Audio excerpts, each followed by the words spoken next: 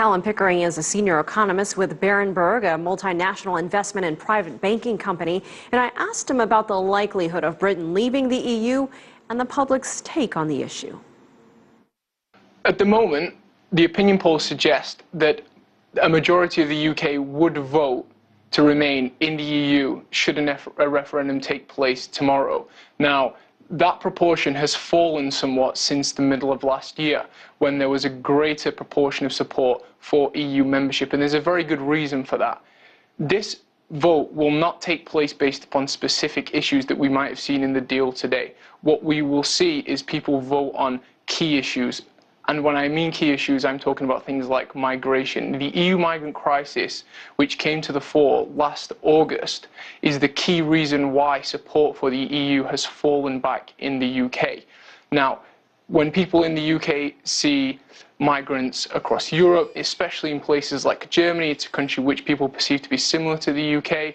When we see the terrible events in Cologne and Paris, that works up public opinion against the EU, and that could set big enough momentum for people to vote out. So that reduction in support has taken place with the migrant crisis.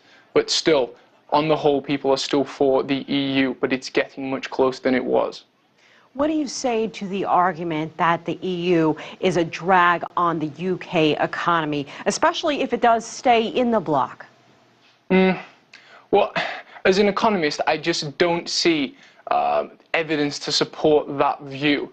What I would say is there's certainly scope to reduce the regulatory burden within the EU. There's no doubt that that poses a drag on businesses that operate across the whole of the EU. But the argument is not whether or not there are certain elements of the EU which drag on economic growth. The argument is whether or not the UK would be more prosperous in or outside of the EU.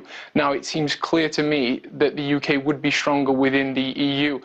Partly what Cameron's deal has done, it set targets to reduce that regulatory burden. So I actually think if those individual promises which formed the deal that Cameron negotiated last weekend are followed up with, we would see a reduction, a material reduction in the regulatory burden, and across the EU businesses would prosper. On the other hand, do you think the EU could survive financially without the UK? What we would see if the UK were to Brexit, say, is the single biggest threat to the cohesion of Europe since its inception. We'd most likely see populist parties around Europe push for their own in-out referendums.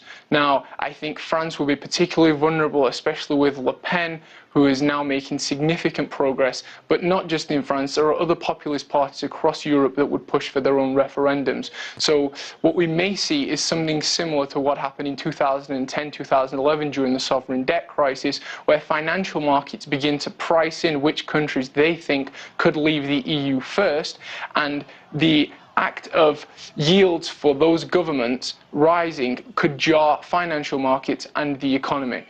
We're still quite a ways away from June 23rd. A lot can happen between now and then. What do you think will happen? How do you think the British people will vote?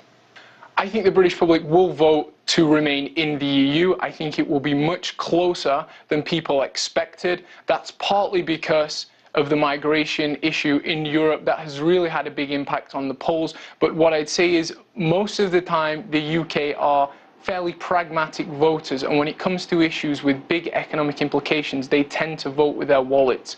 And for most people, including some very reluctant Conservative MPs who have come out in the last few days and said, actually on balance, the UK is stronger both economically and politically in the European Union, we expect most voters to think this way too and vote to remain in the EU.